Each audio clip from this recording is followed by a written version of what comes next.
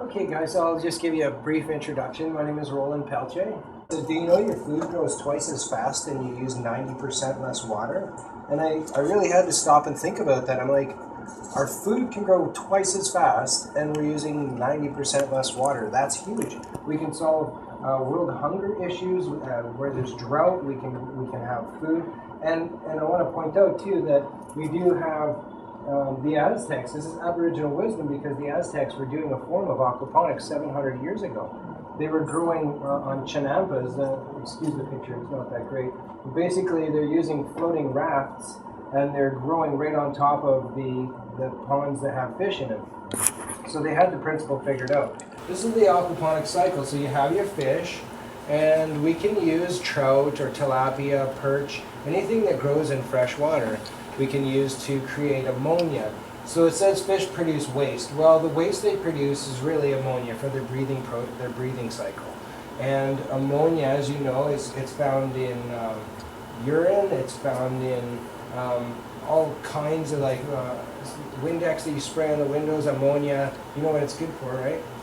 It's good for what it's good for. It's good for attracting bacteria. So it produces the ammonia, and then what happens is there's naturally occurring bacteria, and the bacteria will eat the ammonia. They turn it into nitrite. Then another bacteria comes along, eats that one, and turns it into nitrate. Plants love nitrates. So what you end up with is this cycle where the plants get all of the nutrients they need. There's no chemical fertilizers added, and basically the plants become a filter and clean the water for the fish. So it's this symbiotic cycle, which brings me into how cooperative systems really do work. And what we do here is when you have a media-based system, so there's a couple of ways to grow with aquaponics. You can have a media-based system like we have here, and I will explain it. It's growing in expanded clay pellets. You can grow in gravel as long as you're careful and there's no limestone in your gravel, because the limestone will throw off your pH.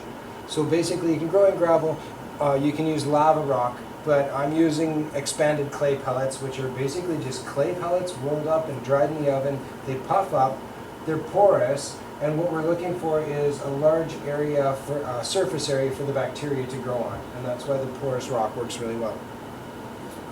And so what we do is when we're using the media-based systems, we add red wiggler worms, compost worms, go right into the bin, right into that, and they live right in there. And it doesn't matter that it gets flooded and drained, they don't seem to mind. They eat the excess fish waste, so the fish poop, and they do their own, they add worm castings, which is the salts that we need in our soil. So it's a lot of the mineral salts that we otherwise wouldn't get. So we're actually creating what you call a soil-like medium at that point. So quite a few things in here. The kids love it, and it can be part of their lunch program too. They can use some of this stuff, and that's what they did in Vernon, where I live. Is they've used a lot of the lettuce and stuff in the program, so the kids kind of connect the dots, right? That we are growing our own food. And can I ask you, is that whole thing the expanded clay?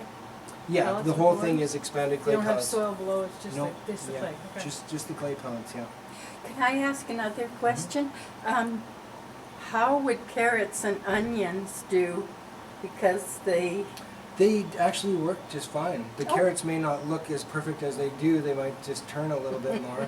more interesting. Yeah, but apparently you can grow beets and everything else in aquaponics. So potatoes and stuff like that, you again want to go to wicking beds. A little different setup, but using the same bacteria cycle basically. So. How long do your clay pellets last for?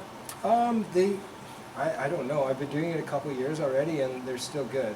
So the thing is, at the end of a year, if you were to take all the pellets out and clean them, you'll see that the very bottom, they're pretty soil-like at that point, right? There's a lot of worm crap and fish crap, and yeah, it's a little murky and smelly, but plants love it, right? It's like gardening. So you can clean it out and start over, but it's all based on bacteria, so you just have to let the bacteria build up again, and it happens. It's all good. So this one here, the water's always at this height. So instead of coming up and going down with the bell siphon, it's really simple. The water comes up, it stays up. And because there is no bell siphon, I want to add oxygen, right, to the plants up here and to the fish. So I just taken an air pump, really simple aquarium air pump, and run 2 air lines off. Like I said, one is in here, underneath there, and one's in here. There's still an emergency overflow as well. So in case that other overflow doesn't work, then we have your expanded clay pellets in here. And like I just took a piece of kale that was in the other aquaponics system, right, with all the roots. I put it in the water.